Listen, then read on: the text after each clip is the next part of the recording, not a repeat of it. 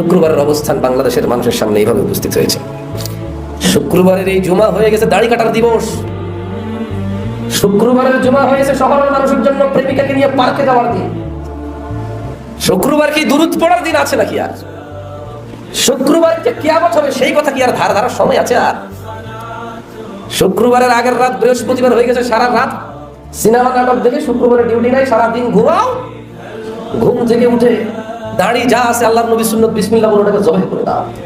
সুন্দর করে double plate, triple plate, foam shave করার দিন শুক্রবার। শুক্রবার হচ্ছে দাওয়াত খাবার দিন। শুক্রবার হচ্ছে ঘুরতে যাওয়ার দিন। শুক্রবার আর কি শুক্রবার আছে? শুক্রবার হচ্ছে সপ্তাহে একটা এক ওয়াক্ত নামাজের দিন। শুক্রবারে তো সপ্তাহে আমরা একটা দিন যেদিন এক ওয়াক্ত নামাজ পড়তে হয়।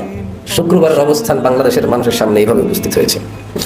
কিভাবে এদের ধ্বংস ঠেকাবে এরা, কিভাবে এরা এদের বাচ্চাকে ভবিষ্যতে রেখে যাবে, এরা মরে গেলে এদের বাচ্চারা এদের জন্য দোয়া কামনা করবে আল্লাহর কাছে। যে নামাজ ছেড়ে দিয়েছে সে ইসলাম থেকে বের হয়ে গেছে। আর যে নামাজ ছাড়েনি শত অন্যায় অবিচার পাপ থাকবে, আল্লাহর সাথে তার সাথে ক্ষমা চাইবে, আল্লাহ মাফ করবে, আর করবে না প্রতিশ্রুতি দেবে, আবার মানুষ হিসেবে দুর্বল হয়ে যাবে, আবার আল্লাহর কাছে মাফ চাইবে, লজ্জা পাবে না, আল্লাহ আবার মাফ করবে। এরপর এক পর্যায়ে আল্লাহ ঘোষণা দিয়েছে ইল্লা মান তাব, অথবা যে ব্যক্তি তার সমস্ত গুনাহ থেকে ফিরে আসে, ওয়া আমানা, আল্লাহর প্রতি ঈমান আনে, ওয়া আমিলা আমালান সালিহা, তার গুনাহ যত কিছুই হোক সে যদি ফিরে আসে, ঈমান আনে, মাফ চায়, ভালো কাজ করে, ফাউলাইকা ইউবাদদিলুল্লাহ সাইয়্যাতিহিম হাসানাত। এই যে লোকটা বললো জেনা করবে না, আবার করছে, চেষ্টা করছে না করা হয়ে গেছে, নেশা করবে না আবার করছে, সর্বোচ্চ চেষ্টা করেছে না করার কিন্তু হয়ে গেছে। এই যে লোকটা নামাজ মিস করে ফেলেছে, চেষ্টা করেছে সর্বোচ্চ পড়ার, হঠাৎ দেখে গেলে মিস হয়ে গেছে, তো আল্লাহ কোরআনুল কারীমে সূরা ফুরকানে বলছে যে লোকটা ইল্লা মান তাব, হাজার সহস্র কোটি অপরাধ থেকে মাপ চেয়ে ফিরে আসলো, ওয়া আমানা, এরপর ঈমান নিয়েছে, ওয়া আমিলা আমালান সালিহা, মাপ চাইছে, ঈমান আনছে, কিছু ভালো কাজ করা শুরু করে দিয়েছে। তাহলে বলছে ফাউলাইক, তার পিছনের যে হাজার লক্ষ কোটি সহস্র গুনাহ আছে, ইউবাদদিলুল্লাহ, আল্লাহ বদল করে দেবে গুনাহগুলোকে, শুধু মাপ না, এগুলোকে আল্লাহ বদলাই দেবে, এক্সচেঞ্জ করে দেবে, কিসে? সাইয়্যাতিহিম হাসানাত, নেকিতে পরিবর্তন করে দেবে সবগুলোকে। যে মহিলার সাথে ক্যামেরায় বাধ্য করো তাকে উলঙ্গ হতে, তোমার মেয়েকে কোন সমাজে রেখে যাবা?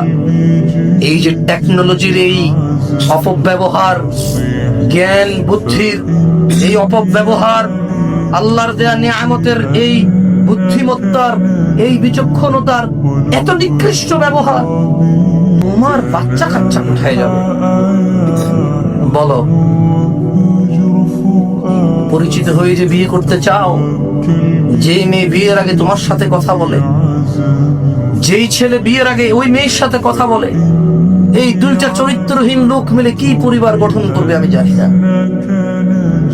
দুইটা চরিত্রহীন লোক মিলে কি পরিবার গঠন করবে জানি না। নিকৃষ্ট এই পিতা যে তার 16 বছরের 18 বছরের যুবতীকে নিজ টাকায় নিজে ছেলেদের মধ্যে দিয়ে আসে, এরপরে এটা জানাবা বিচারে লিপ্ত হয়। জানাবা বিচারের নাম প্রেম, ভালোবাসা, আকাশ থেকে আসা, গান বাজনা কবিতা নিয়ে এক্সপ্লেনেশন করে এরপর বিষণ্ণতায় ভুগে এই যুবক, বিষণ্ণতায় ভুগে এই যুবতী, খাওয়া নাই, ঘুম নাই, পড়া নাই, লেখা নাই, অন্তরে এক মানে অদৃশ্য জ্বালা যন্ত্রণা নিয়ে বেড়ে ওঠে এই যুবক যুবতী। এর জন্য জিম্মেদার কে? তার পিতা। এই যে ছেলে, তার পিতা তাকে মহিলাদের মধ্যখানে দিয়ে আসছে পড়ালেখার নামে। এই যে মেয়ে কন্যা, তার নিজ পিতা। এত নিকৃষ্ট হয় নাকি মানুষ নিজের বাচ্চা মেয়েটাকে, যাকে হেফাজতের দায়িত্ব আল্লাহ তাকে দিয়েছে, রব বলেছে, মুস্তাফা আলাইহিস সালাম বলেছে, যে ব্যক্তি 3টি কন্যা সন্তান সুন্দর করে মানুষ করে মুসলমানের হাতে তুলে দেয়, মুস্তাফা আলাইহিস সালামের সাথে জান্নাতে থাকবে। যে 2টি কন্যা সন্তানকে মানুষ করে অনুরূপ মুস্তাফার সাথে জান্নাতে থাকবে।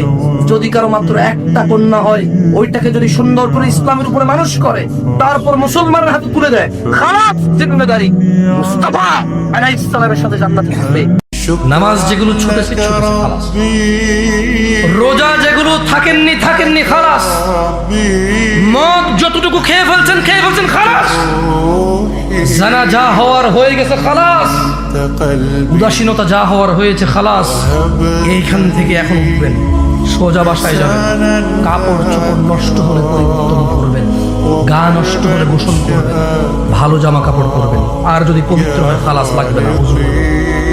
4 রাকাত ইশা আদায় করবেন, যেটা আজকের ইশা ছুটে গেছে। আল্লাহকে বলবেন, ইয়া আল্লাহ, তুমি বলেছো যদি আমি পিছের পাপ ছেড়ে দেই আর তোমার কাছে মাপ চাই, ওই পাপগুলো আর যদি না করি, তাহলে আমার পাপে যে গুনাহ হইতো ওই গুনাহগুলোকে তুমি উল্টা নেকির পাল্লা দিয়ে দিবা। হাদিস আসছে ভাবে যে কিয়ামতে আল্লাহ সুবহানাহু ওয়া তাআলা মৃত্যুকে একটা মেষের আকৃতিতে নিয়ে এসে জান্নাতবাসীকে বলবে, তোমরা কি চিনো? বলবো যে ইয়া রাব, আমরা চিনি, ও মৃত্যু। জাহান্নামবাসীকে বলবে, তোমরা কি ওকে চিনো? বলবো যে ইয়া রাব, আমরা চিনি, ও মৃত্যু।